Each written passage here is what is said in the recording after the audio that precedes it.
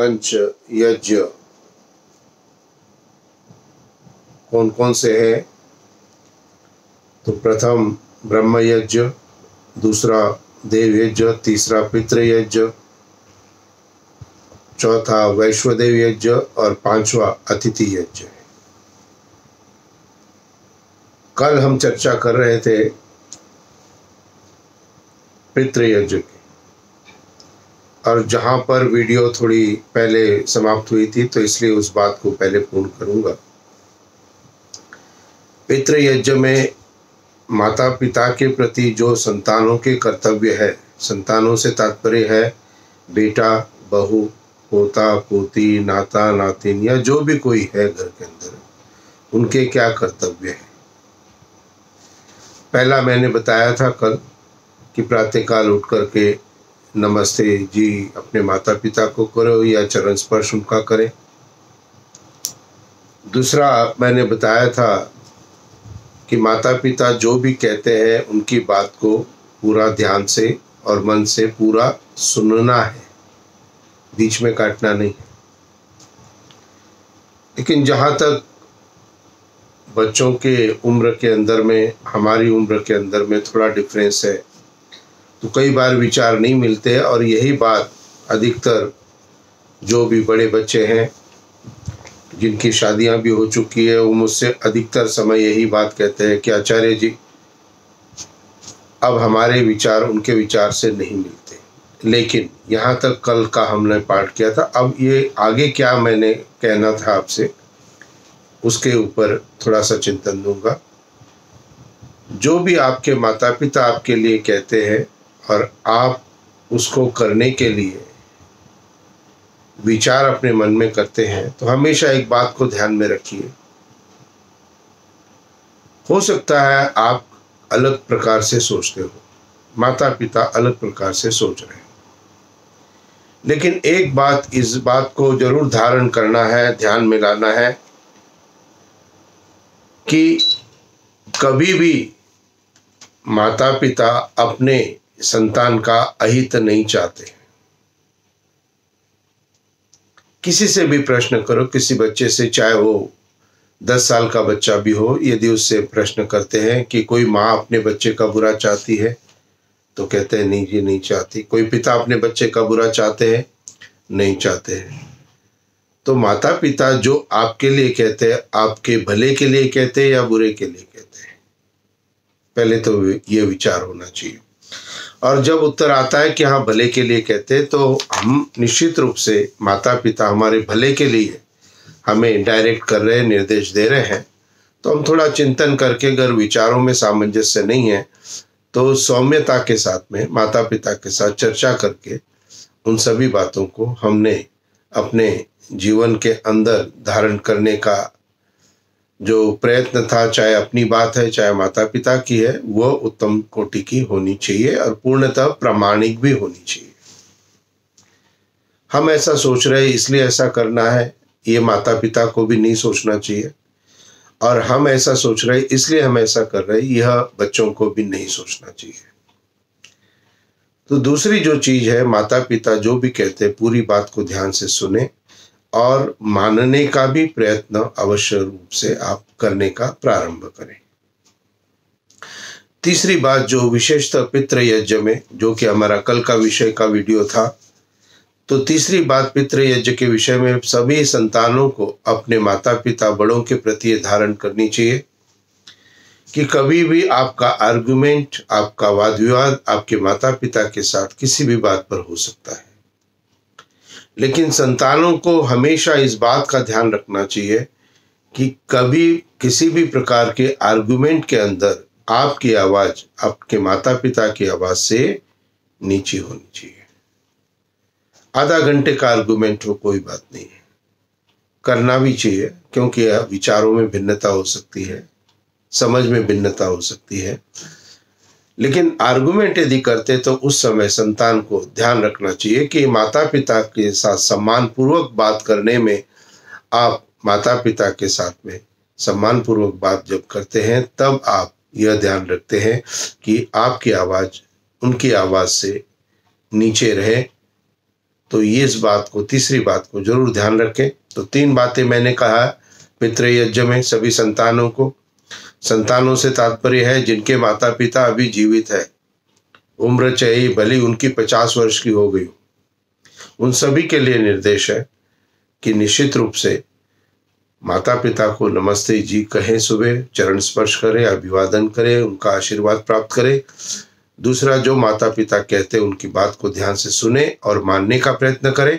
और तीसरी बात मैंने कही है कि कभी भी आपका आर्गुमेंट यदि माता पिता के साथ हो, आपकी आवाज उनकी आवाज से नीचे होनी चाहिए। तो ये पितृयज्ञ हम जीवितों के लिए कर रहे हैं, जो हमारे सामने प्रत्यक्ष है। तो ये पितृयज्ञ विशेष महत्वपूर्ण था। विशेष विस्तार मैंने कल के वीडियो में कर दिया है, तो आप उसको आवश्यक रूप से देखें। अब चौथा यज्ञ आज हम प्रारंभ करेंगे, वो उसका नाम है वैश्वदेव यज्ञ। और वैश्वदेव यज्ञ का जो उद्देश्य है, वो उद्देश्य प्राणी मात्र के लिए है, या जो लोग नीडी है उनके लिए है। देखिए, प्राणियों के लिए परमात्मा ने कोई व्यवस्था नहीं की है। उनको अपना भोजन प्राप्त करने के लिए दिन भर घूमना पड़ता है। और प्राणी मात्र क्या करते हैं? भोजन खा लिया, विश्राम किया, भोजन पच गया, फिर भोजन चाहिए।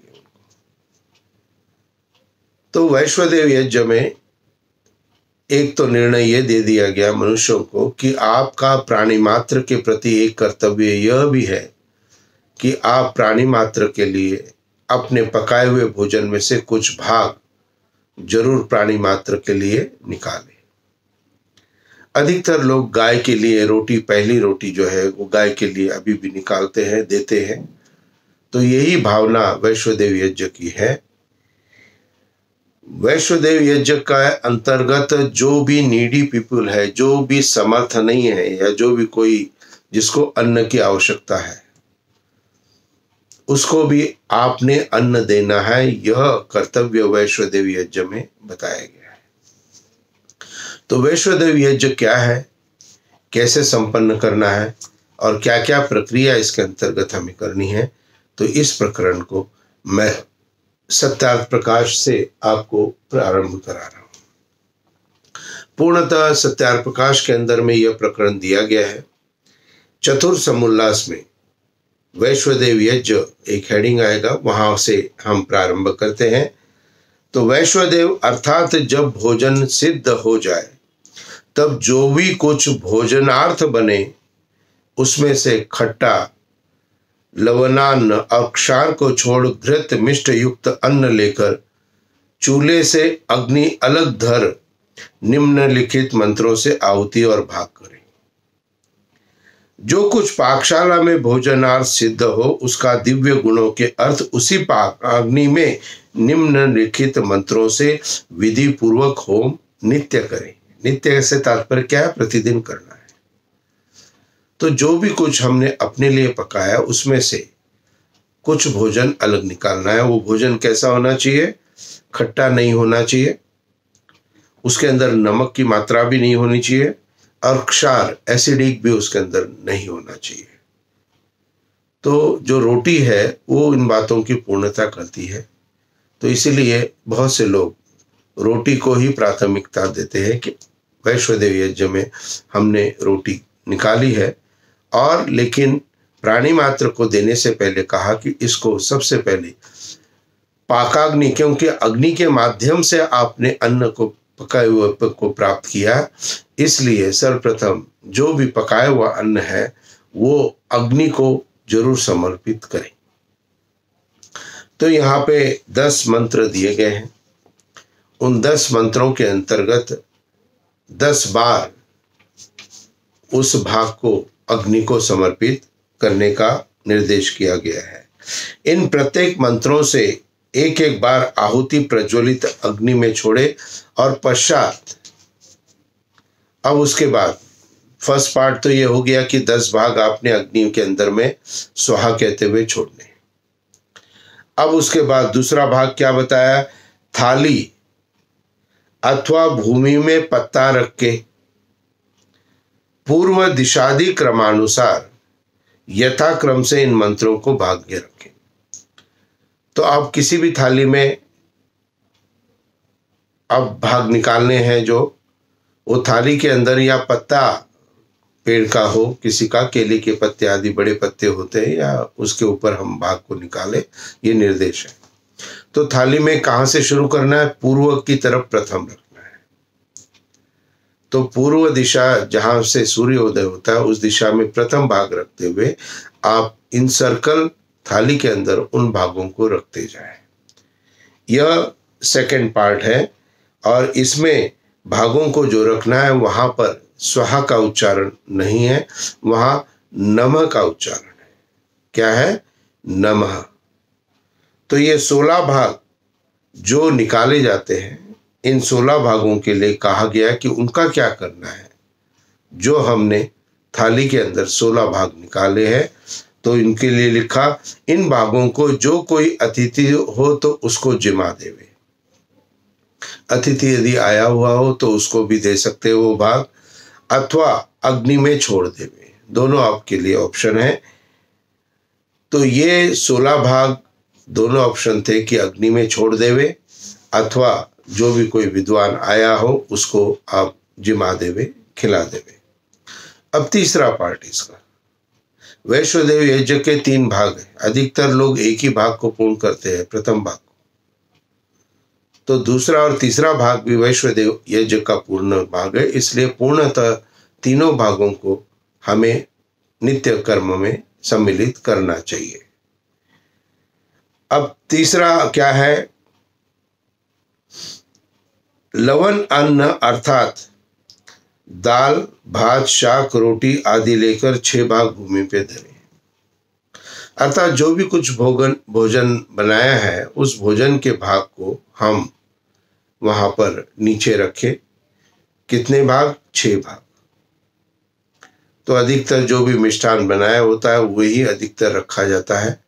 तो निश्चित रूप से जो भी कुछ पकाया हुआ हो, इसके अंदर में दाल हो, भात हो, शाक हो, सब्जी हो, तो इन सभी की भी मात्रा उसके अंदर आप रख सकते हैं। तो ये 6 भाग जो है थाली के अंदर में रखने का निर्देश किया गया है। और भरकर पश्चात किसी दुखी बुभुक्षित प्राणी अथवा कुत्ते, कौवे आदि को दे देवे।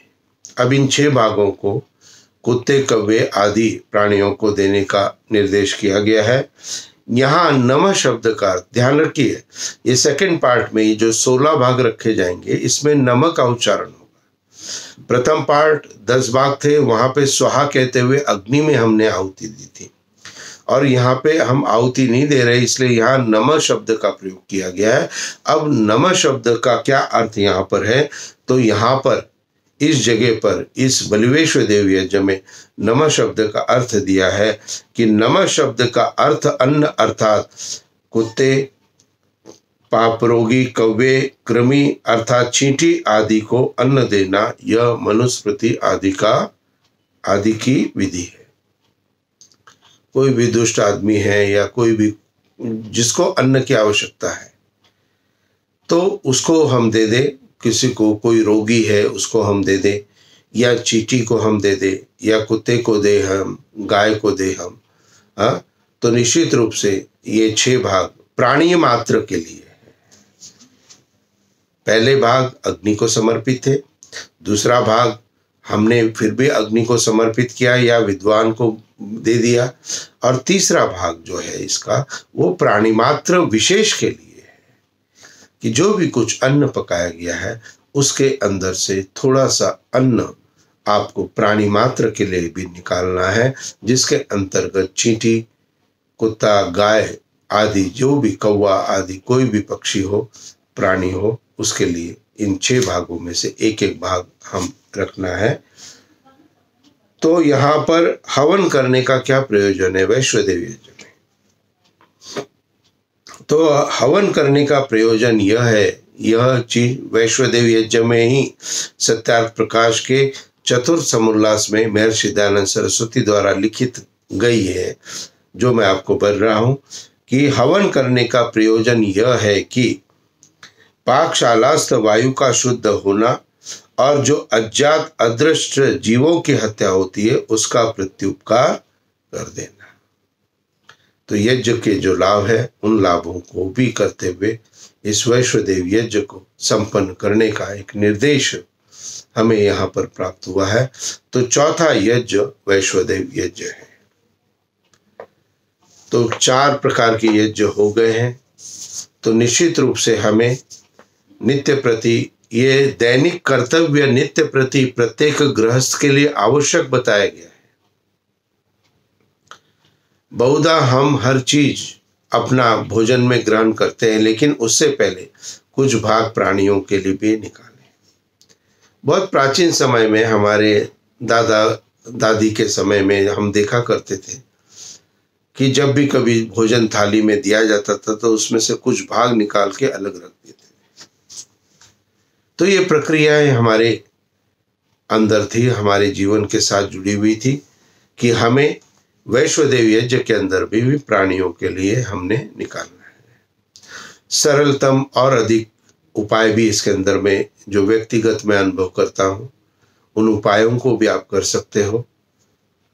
पाकाग्नि में अग्नि में जो भी अन्न बनाया वो अन्न का भाग तो आवश्यक रूप से करें ही, और ये पूरी विधि को विधिवत करना ही है। लेकिन उसके साथ जो अन्य चीजें हैं जो आप कर सकते हैं वो कर सकते हैं। किसी भी पक्षी के लिए किसी की भी मिट्टी के बर्तन के अंदर में एक जल का पात्र आप छत के ऊपर आवश्यक रूप से रखें, या जहां पर कि भी पक्षी आकर के उस जल को पी सके। तो कई बार गिलहरी आदि प्राणी आकर के भी उसको पीते हैं। तो निश्चित रूप से जो भी जल है नित्य प्रति रखने का आरंभ करें। लेकिन एक बात जल रखने में जरूर ध्यान रखनी है। बहुत से लोग जल को जरूर रखते हैं, कहते हैं आचार्य जी हम तो जल प्रतिदिन रखते हैं। तो मैं उनसे एक प्रश्न करता हूं कि क्या आप उस जल को प्रतिदिन बदल देते हो क्या? क्योंकि एक दिन पुराना जल जो है खुले में छत के ऊपर रखा गया है, उसके अंदर धूल मिट्टी आदि तो आ सकती है ना। आप शुद्ध पानी पीते हो तो क्यों ना हम प्राणी मात्र को भी शुद्ध पानी दें। तो जो वहां पर जो पानी है उसको गमलों में डाल दिया, पेड़ पौधों के अंदर डाल दिया, और फिर से ताजा पानी हम उसको देने का प्रयत्न करें। तो पानी यदि रखते हो प्राणी मात्र के लिए छत के ऊपर, तो प्रतिदिन उसको बदलने की व्यवस्था भी आपको आवश्यक रूप से करनी चाहिए। दूसरी बात है, कई बार हम जब कभी जाते हैं तो कई बार लोग पार्क के अंदर में अब ऐसी व्यवस्था हो गई है कि अलग अलग स्थान बना दिए हैं जहाँ के कबूतर पार्क के अंदर होते हैं, जहाँ कौवे होते हैं, जहाँ कुत्ते होते हैं, उनकी जगह बना दी गई है, वहां पर उसको छोड़ दिया जाता है। आपके घर के आसपास कहीं पर भी खुली जगह हो, मिट्टी हो, तो मिट्टी के अंदर चींटी आदि का होना स्वाभाविक है, क्योंकि उनका घर ही चींटियों का होता है। तो वहां पर भी हम पार्क आदि के अंदर मिट्टी के अंदर भी थोड़ा सा बूरा या आटा आदि कुछ भी हमें लगता है या अन्न का कोई भी भाग प्राणी मात्र के लिए दे सकते हैं, और यह प्रत्येक दिन करना है। क्योंकि जो हम अन्न ग्रहण कर रहे हैं उससे हमें तो स्वास्थ्य लाभ तब प्राप्त पूर्णतः हो सकता है यदि हम उस अन्न के प्रति जो कर्तव्य हमें बताए गए उन कर्तव्यों को भी हम पूर्ण करते हैं। तो जो भी अन्न नित्य प्रति हम भोजन करते हैं उसको हम प्रत्येक दिन करने का प्रयत्न करें। बहुत सारे लोग लंगर भी आदि की प्रक्रिया भी करते हैं, समय समय पर करते हैं। लंगर के अंदर में कई बार मैंने इस बात को अनुभव किया है कि जो पूड़ियाँ होती है बहुत मोटी मोटी बना दी जाती है। तो जब हम दैनिक में अपने लिए पूड़ी खाते हैं तो हम उसको थोड़ा पतली रखने का प्रयत्न करें। तो क्यों ना हम जो भी भोजन बना रहा है, हलवाई है, जो भी कुछ है, उनसे हम कहें कि भाई जो पूड़ियाँ बनानी है वो थोड़ी पतली बनानी है, मोटी नहीं बनानी है। और जो भी शाक आदि जो भी आप बनाएं उसके अंदर अधिक जो है आपको मिर्च आदि, खटाई आदि, तेल आदि का प्रयोग नहीं करना चाहिए, क्योंकि वो दूसरे के स्वास्थ्य के लिए भी आपको लाभदायी हो। इस प्रकार से भोजन की आप व्यवस्था करना प्रारंभ करें। तो ये अनेकों प्रकार के लोग हैं। कई लोग कहते हैं कि आचार्य जी हम जाड़े में जाते हैं, रात में 12-1-2 बजे के बाद में कंबल होते हैं हमारे पास, तो हम जो कोई भी बिना कंबल के सो रहा होता है सड़क के ऊपर, उनको हम कंबल, ये कई सारी प्रक्रिया हमारे जीवन के अंदर में है। इन सारी प्रक्रियाओं में से जितना भी सामर्थ्य आपका है और जितना भी आप कर सकते हो वो आप आवश्यक रूप से करें। लेकिन वैश्वदेव यज्ञ जो है, भोजन का जो भी हम नित्य प्रति कर रहे हैं, उसके लिए जो कर्तव्य हमें बताया गया कि उसके अंदर से कुछ भाग प्राणी मात्र को भी निकाल करके आवश्यक रूप से देना है, इस बात का प्रबंध आवश्यक रूप से हम करना प्रारंभ करें। तो 4 यज्ञ आज हमारे पूर्ण होते हैं। थोड़ा सा रिपीट मैं इसलिए करता हूँ कि जो केवल आज का ही वीडियो देख रहे हैं और जिन्होंने मेरे पहले 3 वीडियो नहीं देखे तो उनको संदर्भ पता नहीं होता है। तो और YouTube में भी अलग अलग प्रकार से वीडियो आते रहते हैं। तो जिन्होंने सब्सक्राइब किया उनको तो मेरा यह वीडियो ऑनलाइन सामने ही YouTube में मिल जाएगा जब भी वो अपने YouTube को खोलेंगे। और इसलिए मैं कहता हूँ कि मेरे वीडियो को आप सब्सक्राइब जरूर करें, जिससे ऑटोमेटिक आपको मिले। और मेरे जितने भी 50 से अधिक वीडियो, उनको जो भी कोई आप देखना चाहे उसके लिए भी YouTube के अंदर एक व्यवस्था है कि जहां मेरी छोटी फोटो YouTube के अंदर आपको दिखाई देती है सर्किल में, उसको आप टैप करेंगे तो एक विंडो खुलेगी YouTube की, और YouTube की विंडो में ऊपर वीडियोस लिखे जाएंगे। वो जो मेरे चैनल के जितने भी वीडियोस मैंने डाले हैं वो सभी आपको लाइन से प्राप्त हो जाएंगे। तो आप किसी भी श्रृंखला को उसके अंदर देखना चाहते हो, मान लीजिए सत्यार प्रकाश के पूरे 14 वीडियो देखना चाहते हो, तो आप नंबर 1, 2, 3, 4 से शुरू कर सकते हैं वहां से। अन्यथा YouTube पे अलग अलग समय पर अलग अलग प्रसंग के वीडियो भेजते रहते हैं, वो उनकी व्यवस्था है, वहां पर हमारी कोई व्यवस्था कार्य नहीं करती है। तो इसलिए सब्सक्राइब भी जरूर करें और नित्य प्रति इनको देखने का प्रयत्न करें। तो अभी तक हमने जो 3 यज्ञ पूर्व में जिसके वीडियो मैं दे चुका हूं, थोड़ा सा रेफरेंस उसका देख लेते हैं थोड़े समय के अंदर में। तो पहला था ब्रह्म यज्ञ। दैनिक प्रक्रिया में आप जो भी कुछ प्रार्थना करते हो वो दैनिक यज्ञ के, ब्रह्म यज्ञ के अंतर्गत आता है। कैसे करना है, क्या विधि है, उसके लिए पहला वीडियो। तो ब्रह्म यज्ञ दैनिक प्रार्थना के साथ में है, जहां हम केवल बैठ के ईश्वर का ध्यान करते हैं।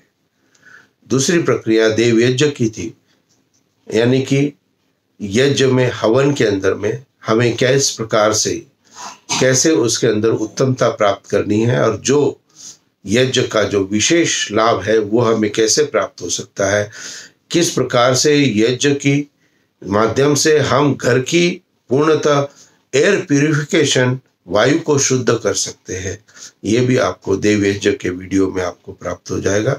और तीसरा जो मैंने कल जो दिया था, पितृ यज्ञ, अर्थात जीवित माता पिता आदि का सम्मान करें, और जो मृतक हो गए हैं हमारे, उनके लिए यदि हमें पितृ यज्ञ करना है तो निश्चित रूप से उनके उच्च आदर्शों को हम अपने जीवन में आवश्यक रूप से डालें, उनके बारे में जानकारी प्राप्त करें, और जो प्राचीन हमारे दादा दादियों ने जो भी प्रथाएं हमारे घर के अंदर चलाई है, उन प्रथाओं को, जो धार्मिक प्रथाएं हैं, निश्चित रूप से यज्ञ आदि की प्रथाएं हैं, और यज्ञ आदि की प्रथाएं जो भी हमारे दादा दादी के द्वारा या पितृ यज्ञ के द्वारा दी गई है, उसको आवश्यक रूप से हम अपने जीवन में धारण करें।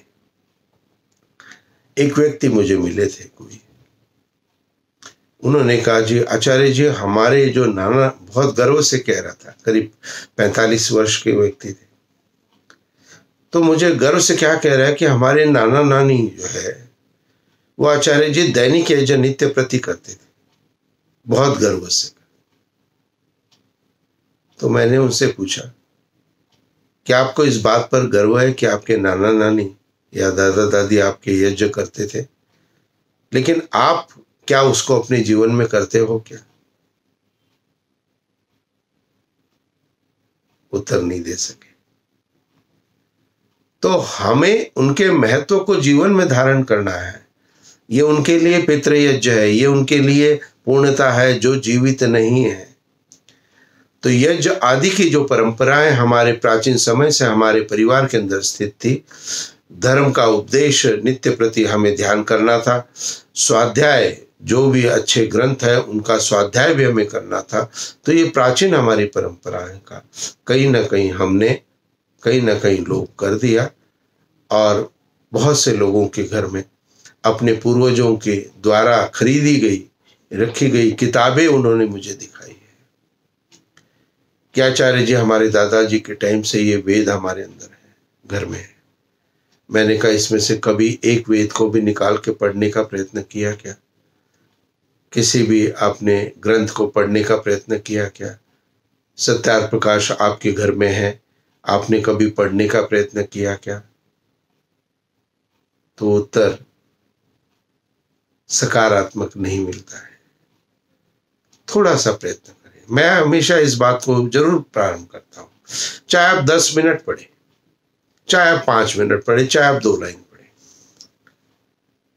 जब भी आपकी किताब, मान लीजिए सत्यार्थ प्रकाश है, आपकी टेबल पे है, जो कि आप नित्य प्रति यूज करते हो, अब उस टेबल पर यदि सत्यार्थ प्रकाश पड़ा है, ड्राइंग रूम में सेंटर टेबल पे यदि सत्यार्थ प्रकाश पड़ा हो, और ड्राइंग रूम में जब भी हम बैठते हैं तो हम क्या करेंगे?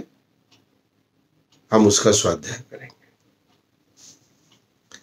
तो स्वाध्याय की जहां चर्चा आई है, तो एक बात और आपको बताना चाहता हूं। एक जगह जहां मैं स्वाध्याय की चर्चा कर रहा था, तो सभा के अंदर सभाती काफी लोग बैठे हुए थे, करीब 50-70 आदमी बैठे हुए थे। तो कहता है जी आचार्य जी, आजकल जीवन में स्वाध्याय की वृत्ति किसी की नहीं है। मैंने जब उस स्वाध्याय के ऊपर अपने प्रवचन को प्रारंभ किया, तो मैंने उन सभी से ये बात कही थी स्वाध्याय के लिए। मैंने कहा देखिए, आप ये कहते हो कि स्वाध्याय की प्रवृत्ति नहीं है, मैं ये कहता हूं आप सभी नित्य प्रति स्वाध्याय करते हो।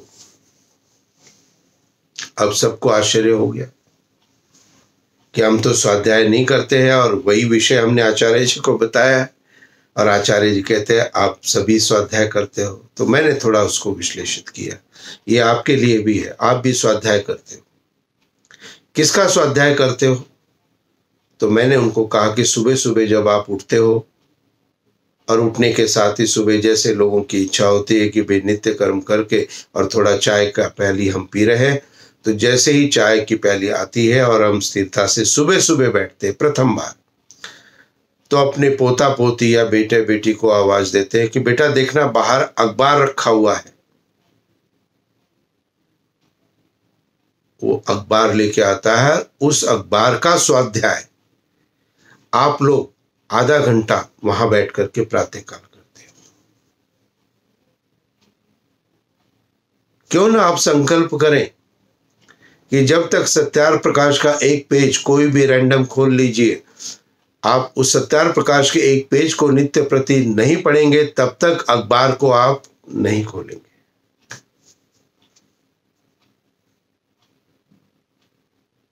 जिनके पास अखबार नहीं आते हैं वो लोग भी स्वाध्याय कर रहे हैं। आजकल तो हम सभी स्वाध्याय कर रहे हैं। क्या कर रहे हैं कि सुबह सुबह उठते, फ्रेश हो गए थोड़ा सा, और सबसे पहला काम जो प्रभु को याद करना था हमारा, वो काम तो हम नहीं कर रहे हैं अधिक, लेकिन हम सबसे पहले अपने मोबाइल को जरूर उठा लेते हैं।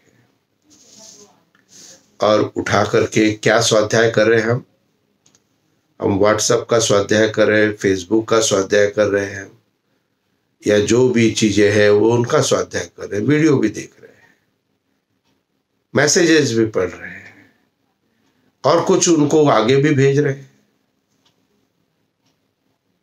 तो स्वाध्याय तो आप कर रहे हो ना, क्यों नहीं ये प्रयत्न करो कि ठीक है, मैं जब तक सत्यार प्रकाश के, गीता के या कोई भी आर्ष ग्रंथ जो भी उपलब्ध हमारे पास में है उसके 1 या 2 पेज मैं पढ़ूंगा, उसके बाद मैंने मोबाइल को हाथ में लेना है।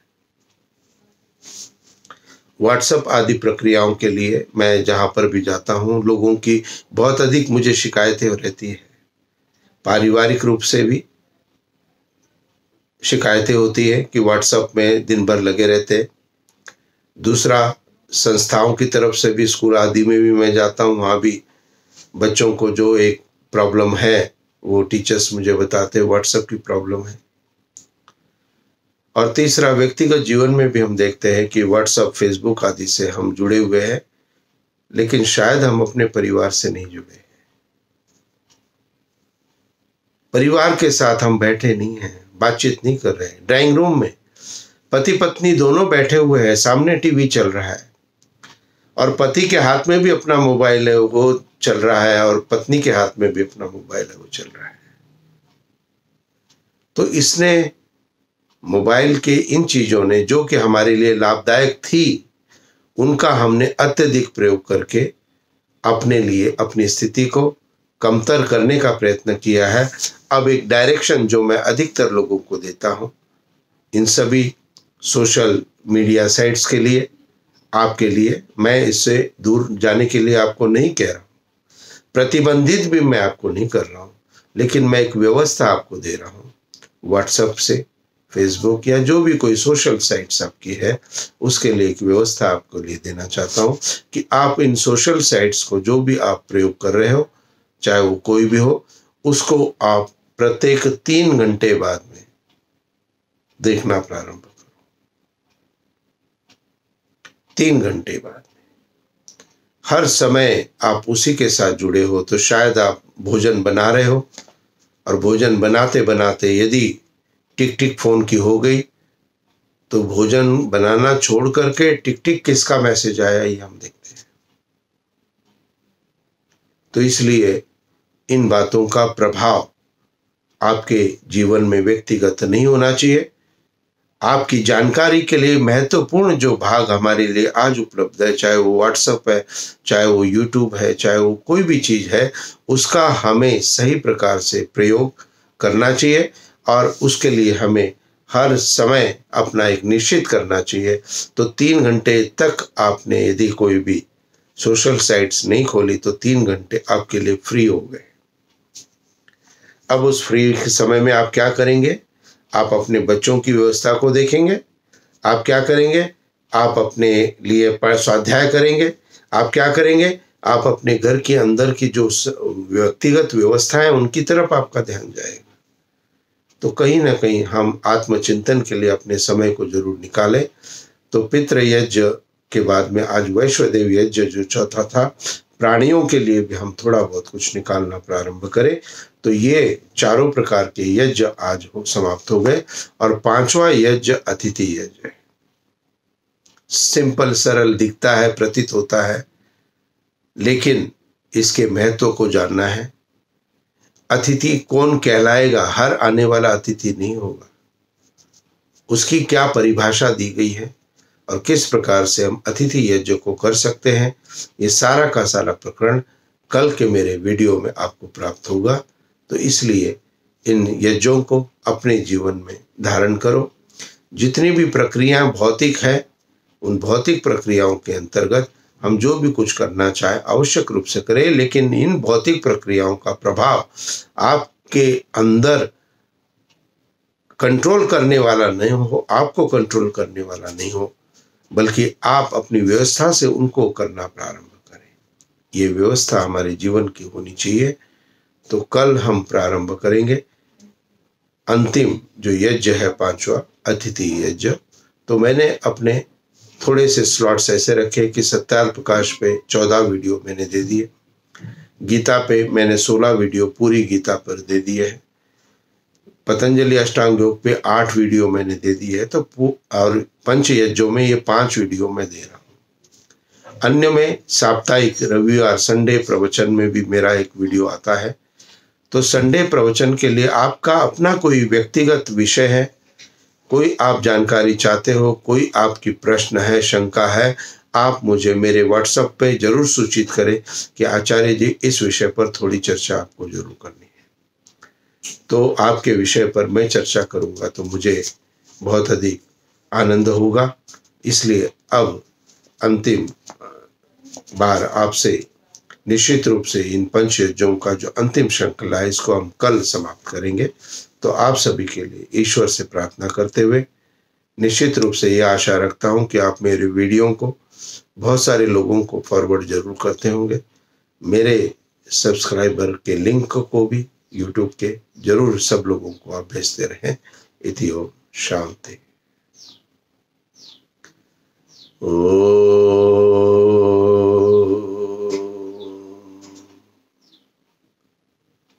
शांति शांति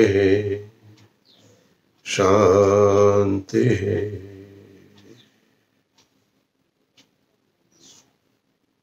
ओम। आप सभी का परिवार सुखमय, आनंदमय, मंगलमय हो। नमस्ते जी।